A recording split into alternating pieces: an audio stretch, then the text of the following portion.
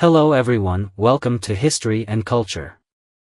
Today, chocolate has become a global sensation, beloved by many. Whether it's the silky smooth texture or the variety of shapes.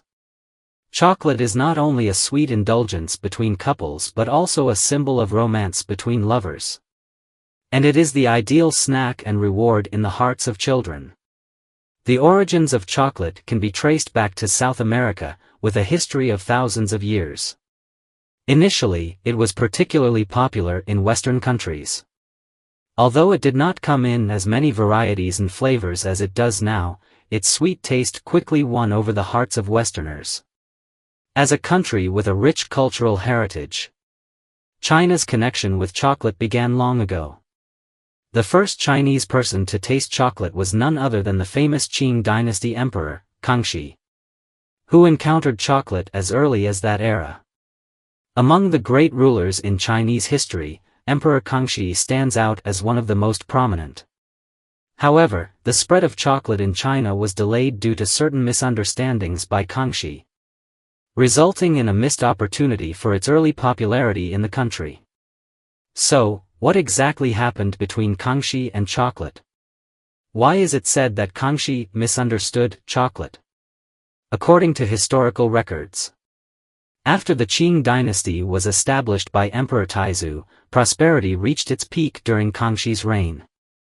Emperor Kangxi ascended the throne at the age of 6 and was the longest reigning emperor of the Qing dynasty. Under his rule, the empire flourished, showcasing his extraordinary leadership. During Kangxi's reign, although China implemented a policy of isolation at times, some Western missionaries still arrived in the empire. As the ruler, Kangxi treated these visitors with great kindness and even showed an interest in Western culture, technology, and novelties. He was particularly fond of Western goods, such as telescopes and clocks. But what fascinated him most was Western medicine. Kangxi's interest in Western medicine stemmed from personal experience. In the 32nd year of his reign, a malaria epidemic ravaged the land, causing widespread suffering and even endangering lives. Kangxi himself was not spared from the illness. He ordered the Imperial Medical Institute to devise a treatment plan. But they were powerless against malaria, with no effective medicine available. At that time, a Western missionary happened to be in the Qing Empire. His country had just experienced a major malaria outbreak and had discovered an effective treatment, quinine. The missionary offered this medicine in the hope of saving Emperor Kangxi. Initially, both Kangxi and the imperial doctors were skeptical of Western medicine, believing that traditional Chinese medicine was the proper way to cure diseases. However, since traditional remedies were ineffective, Kangxi, out of desperation, decided to try quinine. To his relief, the malaria was quickly cured. From that moment on, Kangxi developed a great interest in Western medicine. One might even say a sense of reverence, having personally experienced the effectiveness of Western treatments. He became increasingly curious about Western science. Despite Kangxi's favorable view of Western medicine, his attitude toward chocolate was quite different. Missionaries also presented chocolate to Kangxi, hoping this novel food would win the emperor's favor and subsequently open the door for chocolate in China. However, Kangxi was unimpressed by the taste and texture of chocolate. His brief evaluation of it was 3 words: "I see." This simple remark dampened the palace's enthusiasm for chocolate and delayed its widespread popularity in China by many years. According to historical records, Emperor Kangxi initially had a strong interest in chocolate. His first impression of chocolate was that it resembled traditional Chinese herbal medicine. As a result, Kangxi mistakenly thought that this liquid, so beloved by Westerners, was a type of medicinal soup. Due to his prior experiences and high regard for Western medicine, Kangxi became very curious about chocolate and was eager to try this remedy to see its effects. However, as we know, the food consumed by emperors in ancient times had to undergo strict and elaborate processes. Thus, Kangxi made numerous inquiries about this remedy that piqued his curiosity. To fully understand the medicinal properties of chocolate before tasting it, he ordered the court missionary, Jean-Baptiste Regis, to handle the matter. Regis took Kangxi's task very seriously. He first went to another missionary, Thomas Pereira, to obtain a large amount of chocolate, what we now know as chocolate. Then, he inquired among the missionaries about the best way to consume chocolate. At that time, chocolate was not like the ready-to-eat version we know today. It was a liquid beverage that had to be melted with hot water and mixed with white sugar for consumption.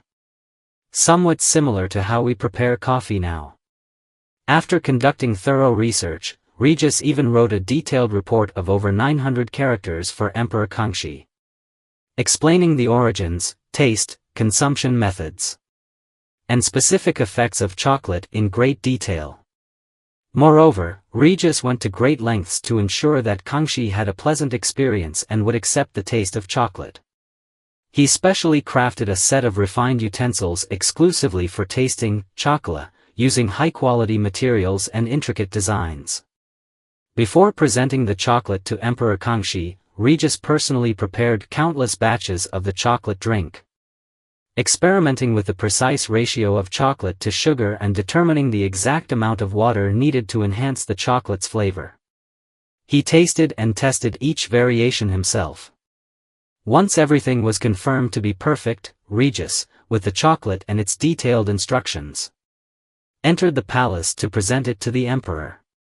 In the grand hall, Regis eloquently explained to Emperor Kangxi the proper way to consume chocolate, and presented the written instructions to the emperor. He then prepared the chocolate following the method he had practiced earlier. The exquisite utensils and the carefully calculated golden ratio used in the preparation filled the hall with the aroma of chocolate. As Emperor Kangxi held the instructions in his hand and smelled the rich fragrance of the chocolate, his expression changed multiple times. He had always believed that chocolate was a type of Western medicine. However, Regis's report mentioned only that chocolate had refreshing and stimulating effects, without indicating any other medicinal properties. It was at that moment Kangxi realized he had fallen prey to his own preconceived notions. When Emperor Kangxi saw the bowl of chocolate, something that looked more like a bitter medicinal decoction than the Western medicine he had imagined, he immediately lost his appetite for tasting it. However, being too concerned with saving face, Kangxi did not express his thoughts and instead forced himself to try it. A bitter yet sweet liquid slid down his throat. Having grown accustomed to the delicate fragrance of Chinese tea, Emperor Kangxi found this strong flavor unbearable. He sipped once, set the cup down, and coolly remarked, "I understand." From that moment, Emperor Kangxi never mentioned chocolate again, and the matter faded into obscurity. Due to Kangxi's attitude toward chocolate, it missed the opportunity to establish a presence in China. Moreover, this experience with chocolate caused Kangxi to lose interest in Western medicine.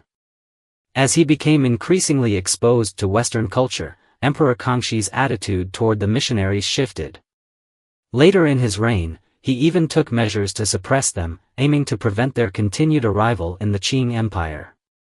Since the Qing dynasty established itself as a feudal regime after conquering the Central Plains, the rulers had learned from the downfall of previous dynasties and embraced feudal superstition to an extreme degree. The only thing they allowed was for the people to submit to imperial authority, which was held as supreme and unquestionable. However, the missionaries brought from the West a religion, Christianity, that conflicted with the Qing rulers' beliefs. As Kangxi delved deeper into Western culture and the free-thinking philosophies of the West, he realized what these missionaries were spreading on Qing soil and immediately recognized their threat. The ideas promoted by these foreigners enraged him. He believed these Westerners were ignorant and immoral, speaking arrogantly about Chinese culture without understanding the country's conditions. Kangxi scorned the thoughts they translated into Chinese. To preempt any risks, Kangxi began suppressing the missionaries in the later years of his reign, banning their dissemination of unhealthy ideas in China. He went so far as to strictly prohibit their preaching, to dampen the enthusiasm of the missionaries. The Qing authorities even fabricated ghost stories to make the populace believe that these missionaries would bring disaster.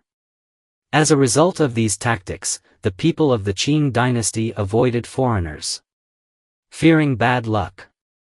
Kangxi's later attitude toward Westerners, as well as his crackdown on foreign ideas, persisted in the minds of his sons and grandsons within the hereditary feudal system. They followed their ancestors' views, and this anti-foreigner sentiment carried into the reign of Emperor Qianlong. During Qianlong's rule, the policy of isolationism became even stricter. Foreigners were kept out, barred from setting foot on Qing territory, with China sealing its doors tightly and fiercely guarding against Western influence. Many of the West's advanced technologies and progressive ideas were kept outside the empire. Over the centuries, the Qing dynasty fell further behind, while Western nations grew stronger in ways unbeknownst to China's ruling class. Thus, a small piece of chocolate symbolized the stranglehold feudal rulers had on the minds of their people. Even the most brilliant and powerful emperors needed obedient and submissive subjects. The self-proclaimed heavenly kingdom failed to foresee the consequences that would unfold a century later. When the people's minds remain closed, society inevitably stagnates, and backwardness takes hold. In the latter part of Kangxi's reign, as the Nine Lords' War of Succession raged on, various factions engaged in rampant corruption, marking the beginning of the Qing dynasty's decline.